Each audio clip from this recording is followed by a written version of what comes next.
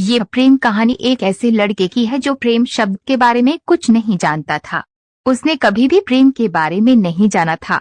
चलिए हम उस लड़के की प्रेम कहानी को जानते थे। एक लड़का था, वह काफी खुश रहता था। उसके जीवन में कोई गम नहीं था। अभी उसकी पढ़ाई खत्म नहीं हुई थी। हम आपको बता दें कि वह लड़का पढ़ने में बहुत तेज था। उससे हर टीचर खुश रहते थे।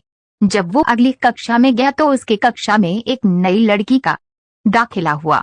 वह लड़की पढ़ने में काफी सही थी। ये लड़का मन का काफी साफ था। वह हमेशा लड़कियों से तो बात करता था, लेकिन कोई बुरा नजर नहीं डालता था। अब नई लड़की उस लड़के की कक्षा में आई थी। पहले तो इन दोनों में कोई बात नहीं होती थी, लेकिन वो कहते हैं न कि नियति जो चाहे वह कर सकती है। कुछ समय बाद ही पढ़ाई से जुड़ी काम के लिए बातें शुरू होने लगी। पहले तो काफी कम बातें होती थी, लेकिन उन दोनों को एक दूसरे से बात करने में काफी मजा आता था। वह अब बहुत सी बातें करने लगे। उन्हें अब धीरे धीरे प्रेम भी होने लगा, लेकिन उन्हें इसका पता नहीं चला। लड़की तो बहुत जल्द समझ गई कि उसे प्रेम हो गया है। वह लड़के के साथ रहने के लिए तैयार हो गई, लेकिन लड़के को कुछ भी नहीं पता था। वह बस इसको दोस्ती ही समझता था। समय निकलता गया। अब पढ़ाई खत्म होने को थी। लड़की सोचती थी कि लड़का अपनी तरफ से बोले, लेकिन लड़का अभी तक कुछ नहीं समझ सका था।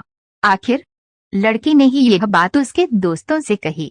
बस दोस्त तो अच्छे और बुरे दोनों होते हैं, लेकिन इस लड़के के काफी दोस्त इसकी कामयाबी से जलते थे। इसके साथ ही अब परीक्षा का समय भी आ रहा था, तो उस लड़के के दोस्तों ने उसकी परीक्षा को खराब करना चाहा।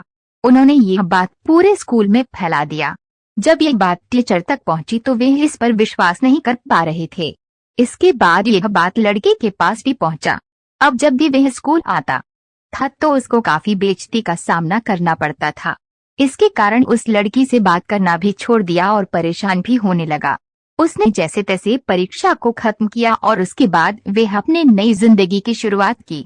भले ही उसके परीक्षा में कम अंक आए थे, लेकिन आज वह बहुत खुश है, क्योंकि पढ़ाई खत्म होने के बाद उसने बड़ी मेहनत की और एक बड़ा अफसर बना और अब उस लड़की से शादी कर ली।